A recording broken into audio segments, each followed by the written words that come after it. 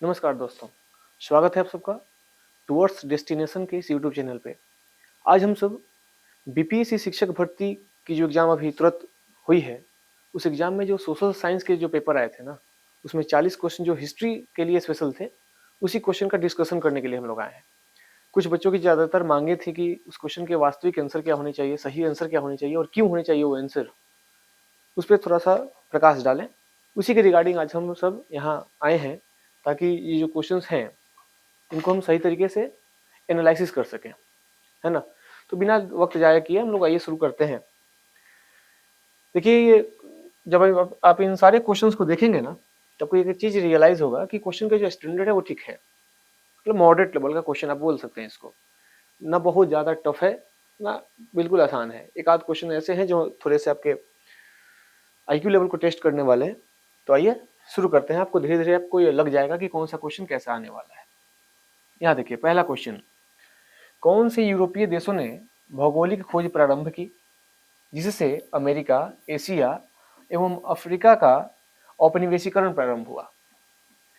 इनमें कुछ देश हैं, पुर्तगाल एवं स्पेन, फ्रांस एवं इंग्लैंड, जर्मनी एवं इटली, एक से अधिक और उनमें से कोई नहीं।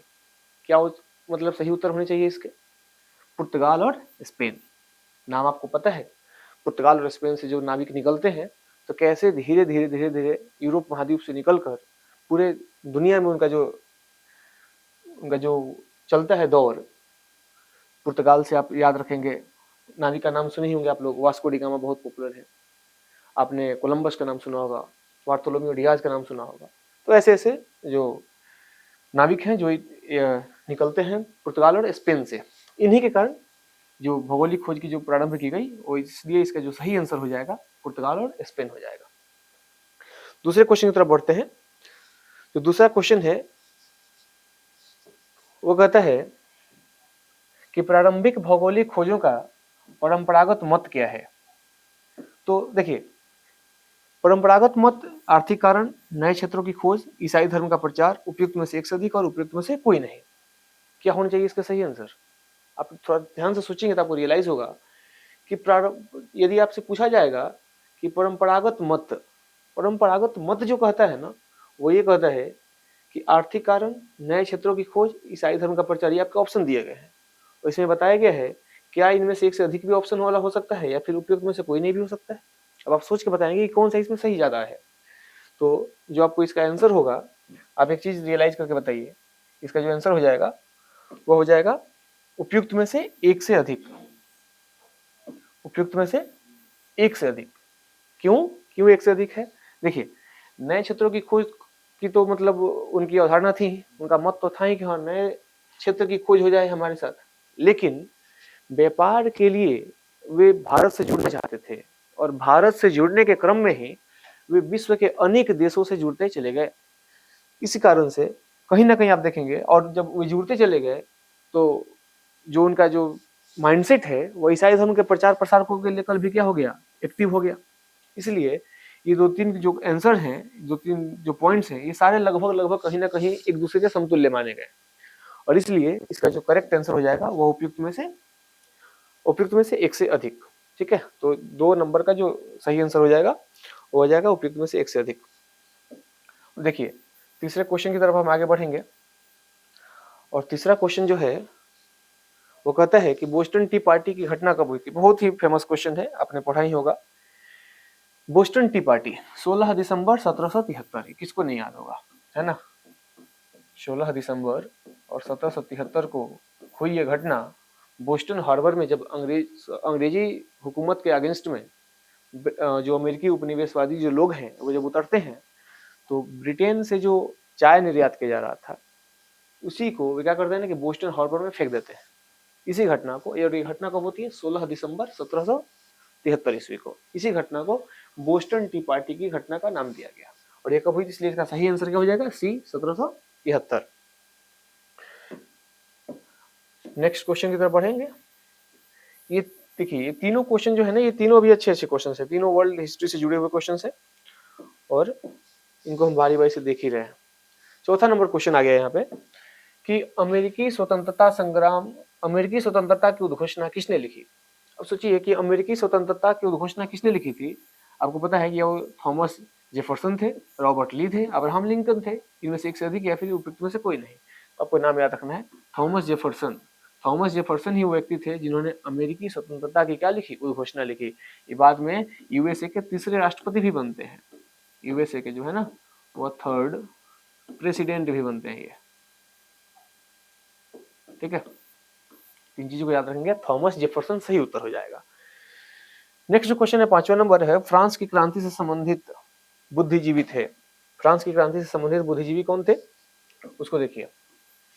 यदि आप इन सारे नामों को देखेंगे जो इनमें दिए गए हैं ऑप्शंस, रूसो, मॉन्टेस्क्यू, वॉल्टेयर, ये सारे नाम लगभग फ्रांस के आसपास के आपको दिख जाएंगे। फ्रांस के आसपास क्या कहें, फ्रांस के ही दिख जाएंगे। रूसो के लिए मैं ये बात बोल रहा था, रूसो का जो जन्म होता है वो जेनेवा में होता है, जो इटली में है। और जेनेवा में होने के कारण भी इनको कुछ लोगों ने जेनेवा समझा और इसको इटली का समझ लेते हैं। नहीं, इनकी जो कर्म भूमि है ना, फ्रांस की क्रांति से यहाँ पूछा गया है, देश से नहीं पूछा गया, क्रांति से संबंध कितने लोग हैं। तो भले इनका जन्म जेनेवा में हुआ है, लेकिन इनकी जो कर्मस्थली है वो फ्रांस है, इसलिए। और मॉन्टेस्क्यू तो फ्रांस से थे ही, वॉल्टेयर भी फ्रांस से थे, इसलिए इसका जो करेक्ट आंसर हो जाएगा उपयुक्त में से एक से अधिक। तो 5 नंबर क्वेश्चन हमने कर लिया, और आई होप कि आपको ये सारी चीजें क्लियर होती जाएंगी धीरे धीरे। आपको करेक्ट आंसर की एक जो सीरीज है वो मिल जाएगी कि हाँ इसका जो करेक्ट आंसर होना चाहिए वो क्या होना चाहिए और क्यों होने चाहिए वो आंसर, है ना। 6 नंबर क्वेश्चन को थोड़ा ध्यान समझिए। ग्रेट डिप्रेशन, ये बहुत बार पूछा जा चुका है क्वेश्चन, ये हर एक तरह के एग्जाम में आप देखेंगे इसको। ग्रेट डिप्रेशन महामंदी का काल था। महामंदी का काल जो है ना 1928 से लेकर 1934 तक के काल का, 1928 से लेकर 1934 तक क्या चला, ग्रेट डिप्रेशन का, महामंदी का काल था। इसकी जो मतलब इसका कारण क्या था, इसके कारण की बात करेंगे तो आर्थिक समस्या थी, धार्मिक थी, सामाजिक समस्या थी, उपयुक्त में से एक से अधिक थी या उपयुक्त में से कोई नहीं थी। इसका जो कारण हो जाएगा, सीधा सीधा कारण हो जाएगा क्या, आर्थिक समस्या। बहुत बड़ा टॉपिक है, इस टॉपिक के बारे में एक विशेष तरीके से इसको समझा जाएगा बाद में कि ग्रेट डिप्रेशन क्यों आखिर हुआ, ठीक है। तो फिलहाल जो क्वेश्चन पूछा गया है कि इसका काल क्या था, आर्थिक समस्या थी, और इसका काल क्या हो जाएगा 1928 से लेकर 34, और करेक्ट ऑप्शन की बात करें तो आर्थिक समस्या, ठीक है। नेक्स्ट जो क्वेश्चन बनता है,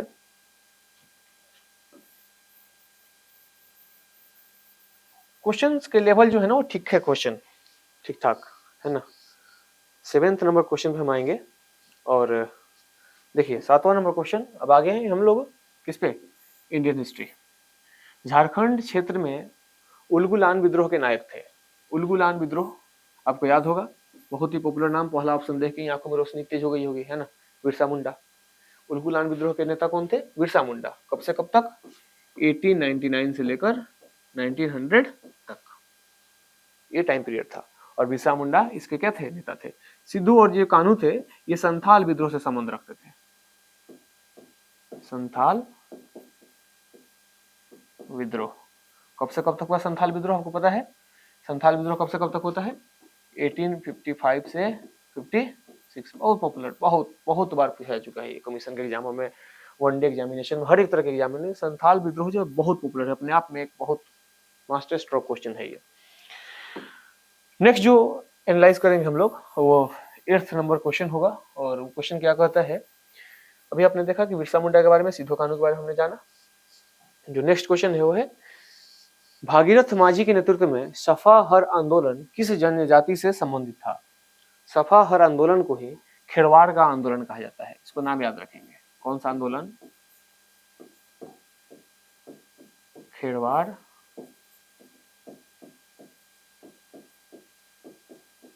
आंदोलन, खेरवाड़ आंदोलन। तो सफा हर आंदोलन ही क्या कहलाया, खेरवाड़ आंदोलन कहलाया। और खेरवाड़ आंदोलन किस जाति से संबंधित था, तो संथाल जाति से संबंधित था। संथाल जाति से संबंधित ये आंदोलन था, ठीक है। इसका करेक्ट आंसर हो जाएगा B number, Santhal. Next question 9वें नंबर की तरफ बढ़ेंगे, और जो 9वां नंबर क्वेश्चन है वो कहता है कि ब्रिटिश काल में भारतीय हस्तलिपियों के हस्तशिल्प उद्योग के पतन का क्या कारण था।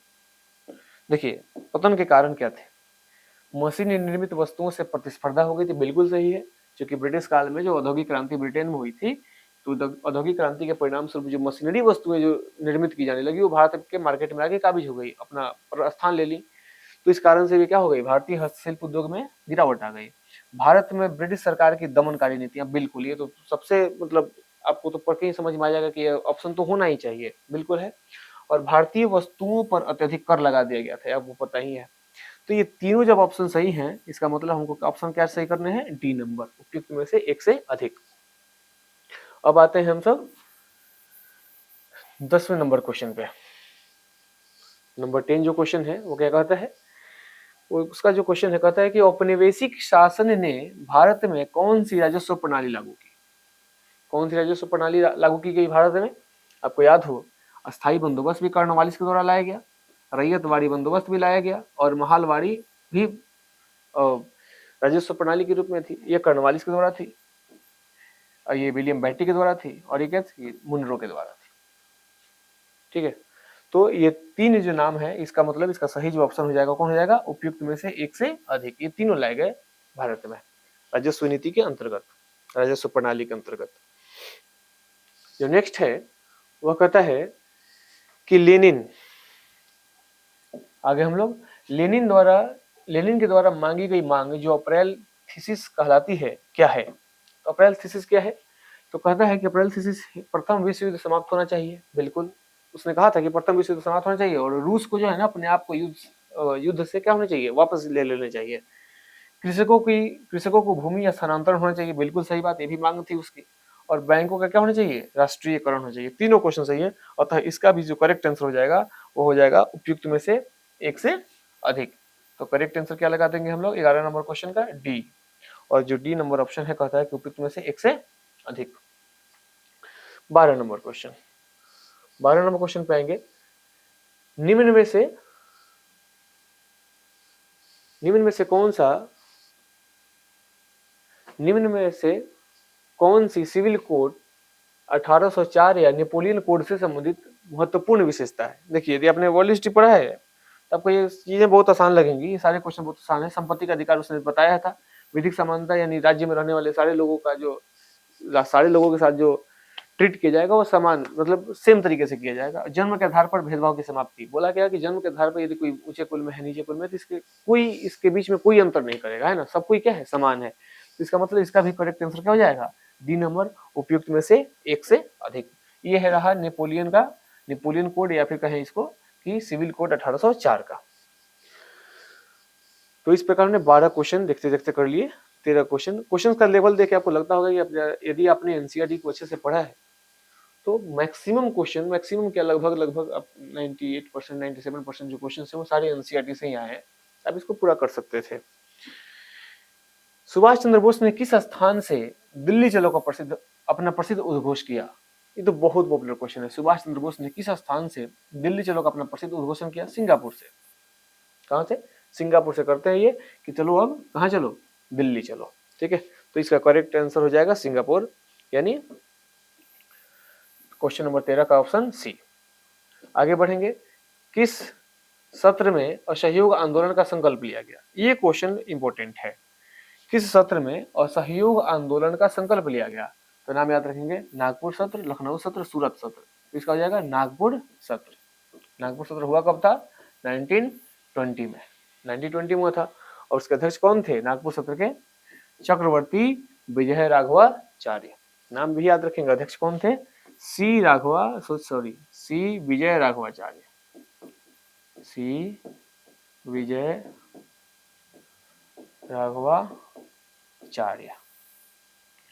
विजय राघवाचार्य, सी फॉर चक्रवर्ती। ठीक है, नागपुर सत्र। लखनऊ सत्र जो है, लखनऊ सत्र बहुत बार होता है, लेकिन यदि हम 1916 को ले लें तो अंबिकाचरण मजूमदार इसके अध्यक्ष थे। सूरत सत्र आपने देखा ही होगा। तो इस प्रकार से नागपुर सत्र के अकॉर्डिंग ही, नागपुर सत्र में ही सबसे पहले क्या किया गया, असहयोग आंदोलन का संकल्प ले लिया गया। ठीक है, तो इस प्रकार इसका जो करेक्ट आंसर हो जाएगा वो नागपुर सत्र का हो जाएगा। नेक्स्ट क्वेश्चन क्या कह रहा है, 15 नंबर कहता है कि भारतीय राष्ट्रीय कांग्रेस के किस सत्र की महात्मा गांधी ने अध्यक्षता की थी। बहुत ही इंपॉर्टेंट क्वेश्चन है। भारतीय राष्ट्रीय कांग्रेस के किस सत्र की महात्मा गांधी ने अध्यक्षता की थी। मात्र एक ही सत्र की अध्यक्षता महात्मा गांधी ने करी कांग्रेस के, और वो था कौन, बेलगांव का 1924 का कांग्रेस अधिवेशन। तो ये तो बहुत हाईलाइटेड क्वेश्चन है, मोस्ट इंपोर्टेंट। यदि इस पे स्टार मार्क बना दिया जाए तो कोई दुराय नहीं कि लगभग आपको ये मतलब मैक्सिमम वनडे एग्जामिनेशन में पूछे जा सकते हैं ये क्वेश्चंस। इवन की बीपीएससी लेवल तक के जो एग्जाम हो रहे थे पहले, उस प्रकार के क्वेश्चन में भी इसका सिलेक्शन बहुत ज्यादा रहा इस क्वेश्चन का। ठीक है, तो जो नेक्स्ट टॉपिक है, जो नेक्स्ट क्वेश्चन है वो कहता है 16 नंबर क्वेश्चन कि गांधी की प्रसिद्ध दांडी यात्रा को कौन सा आंदोलन कहा गया है। गांधी की प्रसिद्ध दांडी यात्रा को कौन सा आंदोलन कहा जाता है, कौन सा आंदोलन कहा जाता है? तो आपको याद है नमक सत्याग्रह। दांडी यात्रा तो कौन भूल सकता है ना, 12 मार्च 1930 से लेकर 6 अप्रैल कब तक, 1930 तक ये क्या चलता है, गांधी का, महात्मा गांधी की दांडी यात्रा, जो कहां से शुरू होती है, ये शुरू होती है साबरमती से दांडी तक। साबरमती से कहां तक, दांडी तक। और दांडी में समुद्र के पानी से नमक बनाते हैं महात्मा गांधी, और वहीं पे नमक सत्याग्रह नमक कानून को ये अवहेलना करते थे, नमक कानून को तोड़ देते हैं। देखिए ये जो है ना वो लगभग मीलों की यात्रा थी, और गांधी को इसी कारण से 5 मई 1930 को क्या कर लिया गया, गिरफ्तार कर लिया गया। इसी आंदोलन के चक्कर में 5 मई 1930 को गांधी को गिरफ्तार करके जेल में डाल दिया गया। तो ये सभी पॉइंट्स याद रखेंगे। देखिए क्वेश्चन का आंसर इंपॉर्टेंट नहीं, क्वेश्चन की एनालिसिस इंपॉर्टेंट है। क्वेश्चन से जुड़े यदि इससे जुड़े कोई भी तथ्य आपको यदि किसी अन्य एग्जाम में देखने को मिलते हैं तो आपसे गलत ना हो, है ना, उस पर विशेष फोकस करेंगे हम सब। नेक्स्ट जो क्वेश्चन है उस तरफ आगे बढ़ेंगे। 17 नंबर, 1857 की क्रांति में जगदीशपुर में विद्रोह का नेतृत्व किया था किसने? ये तो लगभग किसी को नहीं पता होगा, है ना, बाबू वीर कुंवर सिंह। बाबू वीर कुंवर सिंह ने 1857 की क्रांति में जगदीशपुर से विद्रोह का क्या किया था, नेतृत्व किया था। बेगम हजरत महल कहां से, लखनऊ से, और तात्या टोपे ग्वालियर से। ग्वालियर से तात्या टोपे, बिहार के जगदीशपुर से वीर कुंवर सिंह, और बेगम हजरत महल लखनऊ से, है ना। तो इस प्रकार से ये चीजें याद रखेंगे, ध्यान रखेंगे कि किसने कहां से करी थी। 18 नंबर क्वेश्चन है कि फॉरवर्ड ब्लॉक की स्थापना किसने करी थी? चित्तरंजन दास, सुभाष चंद्र बोस, जवाहरलाल नेहरू। इसका करेक्ट आंसर क्या हो जाएगा? सुभाष चंद्र बोस ने फॉरवर्ड ब्लॉक की स्थापना करी थी 1939 में। 1939 में बंगाल में सुभाष चंद्र बोस ने किसकी स्थापना करी थी? फॉरवर्ड ब्लॉक की स्थापना करी थी। इसका करेक्ट आंसर याद रखेंगे सुभाष चंद्र बोस। जो नेक्स्ट क्वेश्चन है वो है कि किसने वाक्यांश स्वराज्य हमारा जन्मसिद्ध अधिकार है, बहुत शानदार, बहुत इजी क्वेश्चन, स्वराज्य हमारा जन्मसिद्ध अधिकार है किसने कहा था? तो बाल गंगाधर तिलक ने कहा था। कब कहा था? तो 1916 में कहा था। 1916 में बाल गंगाधर तिलक ने कहा था कि स्वराज्य हमारा जन्मसिद्ध अधिकार है और हम इसे लेकर रहेंगे। तो इस प्रकार से इसका जो करेक्ट आंसर हो जाएगा वो हो जाएगा बाल गंगाधर तिलक। क्वेश्चन नंबर 20 को देखें, कहता है कि किसने अवध किसान सभा की स्थापना करी थी? तो किसने अवध किसान सभा की स्थापना करी थी? बाबा रामचंद्र दास, दयानंद सरस्वती, बिरसा मुंडा। इसका जो करेक्ट आंसर हो जाएगा वो हो जाएगा बाबा रामचंद्र दास ने करी थी 1920 में। 1920 में बाबा रामचंद्र दास ने अवध किसान सभा की स्थापना करी थी, जिसमें जवाहरलाल नेहरू की भी महत्वपूर्ण भूमिका रही थी। तो ये चीजें याद रखेंगे। नेक्स्ट जो क्वेश्चन है, एक मिनट, 21 नंबर क्वेश्चन, आनंद मठ की रचना किसने करी थी? आनंद मठ की रचना बहुत पॉपुलर क्वेश्चन। आनंद मठ की रचना किसने करी थी? दीनबंधु मित्र ने करी थी, रविंद्रनाथ टैगोर ने करी थी, बंकिम चंद्र चट्टोपाध्याय ने की थी। तो बंकिम चंद्र चट्टोपाध्याय, जिसको चटर्जी भी लिखता है कहीं कहीं, बंकिम चंद्र चटर्जी ने आनंद मठ की रचना करी थी। और कब करी थी? 1883 में। और इसमें किस विद्रोह की चर्चा की गई है? सन्यासी विद्रोह। ये भी ध्यान रखेंगे, सन्यासी विद्रोह की चर्चा, सन्यासी विद्रोह की चर्चा। ये कई बार ये भी क्वेश्चन एग्जाम में पूछा चुका है कि आनंद मठ में किस विद्रोह की चर्चा की गई है? तो आनंद मठ में सन्यासी विद्रोह की चर्चा की गई है। दीनबंधु मित्र ने क्या लिखा था? तो नील दर्पण लिखा था, नील दर्पण। नील दर्पण के लेखक कौन है? दीनबंधु मित्र। ये भी बहुत हाईलाइटेड क्वेश्चन है। और रविंद्रनाथ टैगोर की पुस्तक तो आपको सबको याद होगी, गीतांजलि,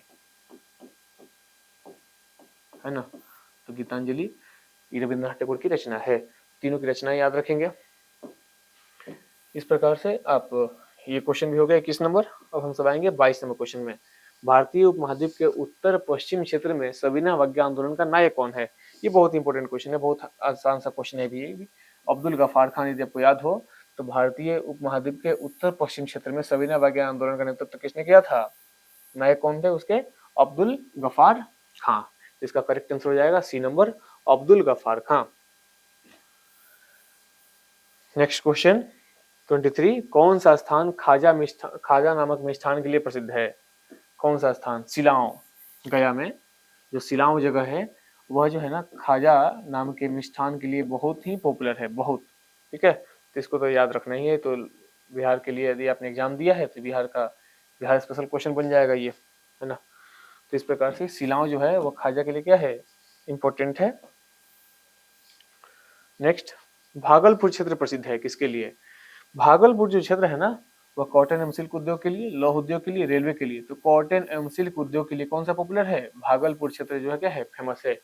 तो याद रखेंगे भागलपुर क्षेत्र क्वेश्चन किस लिए फेमस है? तो कॉटन और सिल्क के उद्योग के लिए, इसलिए इसका correct answer A number, cotton एवं सिल्क उद्योग के लिए भागलपुर फेमस है।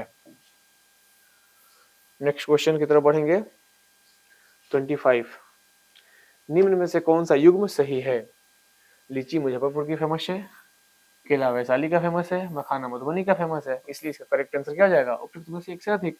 नॉर्मल सा क्वेश्चन था। लीची मुजफ्फरपुर की फेमस है ही, शाही लीची अपने नाम सुना ही होगा, केला वैशाली का बहुत पॉपुलर है, और मखाना मधुबनी की क्या पूछना है ना। तो तीनों अपने आप में बहुत ही पॉपुलर है, तीनों सुप्रसिद्ध है, इसलिए इसका जो करेक्ट आंसर है वो क्या है? उपयुक्त में से एक से अधिक जो है सही है, इसलिए डी नंबर इसका करेक्ट आंसर हो जाएगा।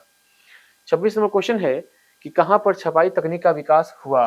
तो सबसे पहले चीन में जो है ना छपाई तकनीक का विकास होता है, जो सबसे पहले महात्मा बुद्ध की प्रतिमा बनती है ना।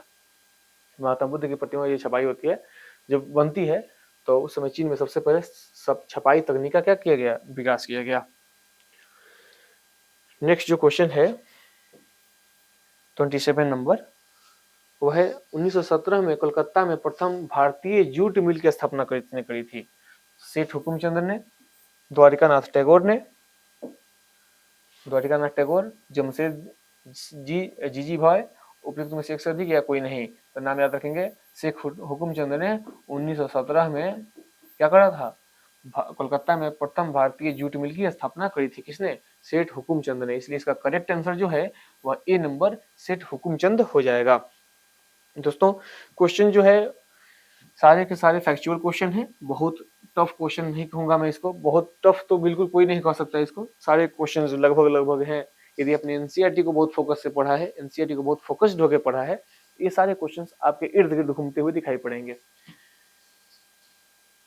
होम चार्जेस क्या है? होम चार्जेस क्या है? भारत के बाह्य ऋण को दिया जाने वाला ब्याज, ठीक है, ये तो है। ब्रिटिश अधिकारियों का व्यक्तिगत संपत्ति प्रेषण, ठीक है।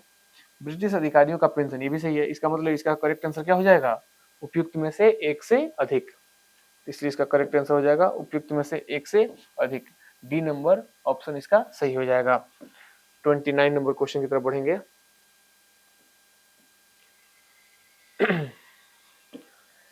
किसने स्वदेशी आंदोलन की प्रेरणा हेतु भारत माता की पेंटिंग चित्रित की थी? किसने करी थी? अवनींद्रनाथ टैगोर। जैसे ही ऑप्शन दिखता है बिना नीचे पढ़ने की जरूरत ही नहीं है ना। तो स्वदेशी आंदोलन की प्रेरणा हेतु भारत माता की पेंटिंग किसने बनाई थी? अवनींद्रनाथ टैगोर ने। गलत फहमी में रविंद्रनाथ टैगोर या फिर देवेंद्रनाथ टैगोर के साथ नहीं जाना है ना। अवनींद्रनाथ टैगोर दिखा, ऑप्शन टिक कर दीजिए। अवनींद्रनाथ टैगोर ने सबसे पहले भारत माता की पेंटिंग स्वदेशी आंदोलन की प्रेरणा के लिए क्या करा था? बनाया था। इसका ऑप्शन करेक्ट ऑप्शन हो जाएगा ए नंबर, अवनींद्रनाथ टैगोर। किसने यंग इटली नामक गुप्त संस्था की स्थापना की थी? आ गया फिर से वर्ल्ड हिस्ट्री में। यंग इटली की स्थापना 1831 ईस्वी में मेजनी के द्वारा की गई, और किसने करी थी? मेजनी ने की थी। ठीक है, ये यदि आपने 9th क्लास की जो एनसीईआरटी है उसको पढ़ा होगा उसमें आपको मिल जाएगा ये, है ना। 9th 10th क्लास की एनसीईआरटी से सारे क्वेश्चन है, सारे क्वेश्चन आपको उसी के इर्द गिर्द घूमते हुए दिख जाएंगे।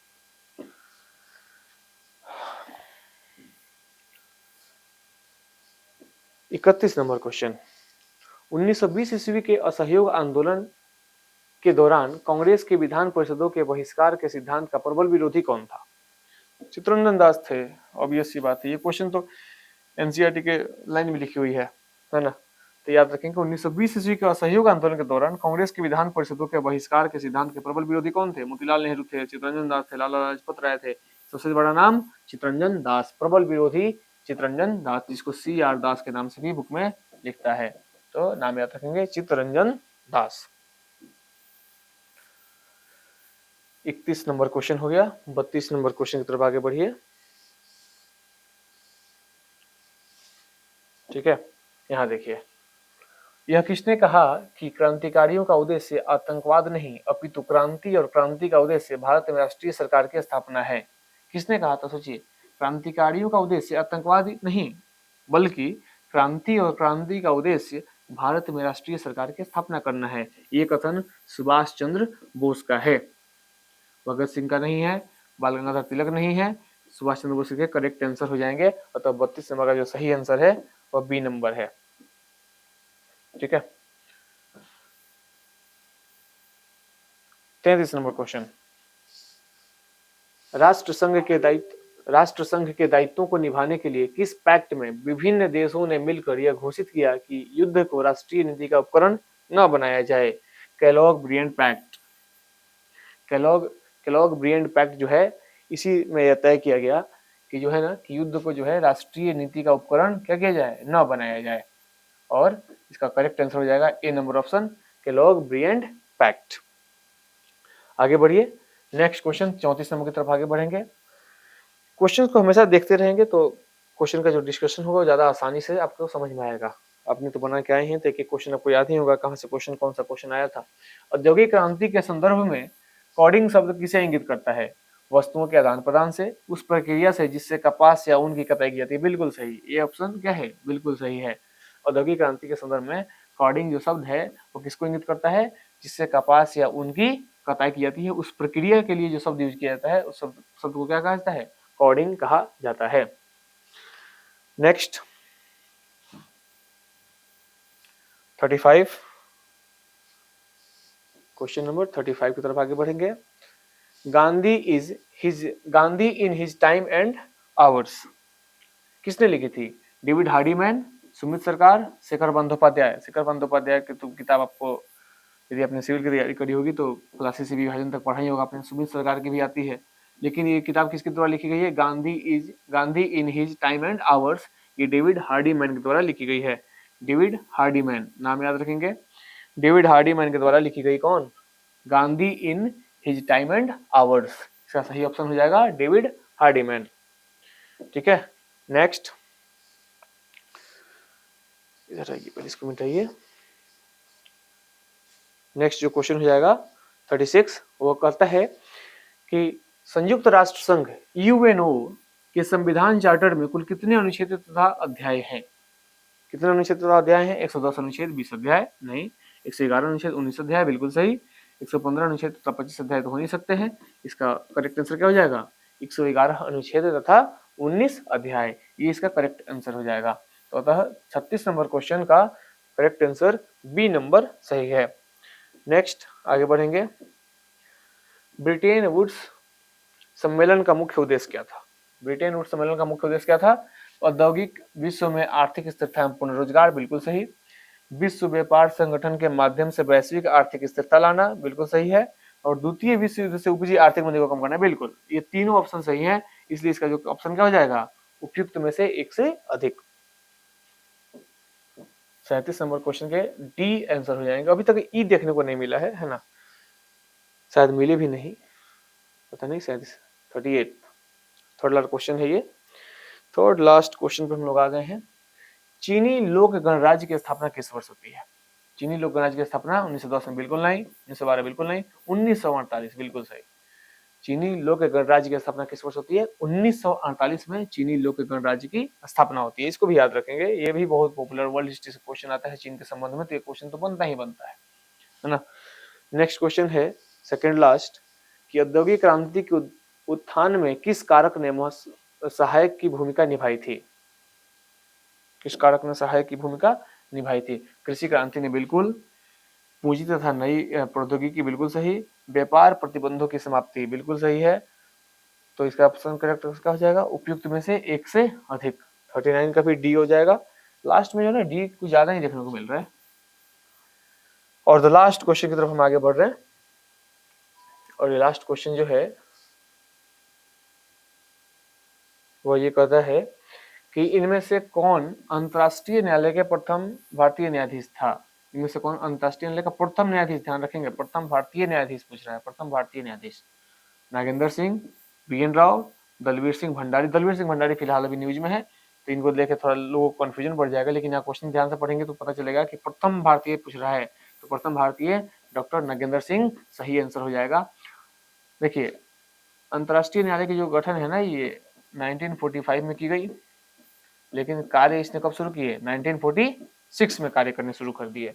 इसका जो मुख्यालय है वो क्या है, नीदरलैंड में है, नीदरलैंड में इसका मुख्यालय है। इस प्रकार हम बोल सकते हैं कि इसका करेक्ट आंसर क्या हो जाएगा, डॉक्टर नागेंद्र सिंह, यानी अंतर्राष्ट्रीय न्यायालय में प्रथम भारतीय न्यायाधीश डॉक्टर नागेंद्र सिंह थे। देखिए याद रखेंगे एक चीज, अंतर्राष्ट्रीय न्यायालय में किसी एक देश से 2 न्यायाधीश नहीं हो सकते हैं, और उस अंतर्राष्ट्रीय न्यायालय में प्रथम भारतीय न्यायाधीश के रूप में कोई गया तो उसका नाम क्या है, डॉक्टर नागेंद्र सिंह। इस प्रकार से हमने हिस्ट्री के जो 40 स्पेशल क्वेश्चंस थे उन सारे क्वेश्चंस को खत्म कर लिया, और एक डेप्थ एनालिसिस के साथ। इसमें से यदि आपको यदि वीडियो अच्छा लगता हो इसको शेयर करें और इसको समझने की कोशिश करें। यदि कोई भी डाउट हो तो कमेंट सेक्शन में कमेंट करके जरूर जानने की कोशिश करेंगे। आप सबसे मिलता रहूंगा जल्दी ही एक नई वीडियो के साथ। धन्यवाद।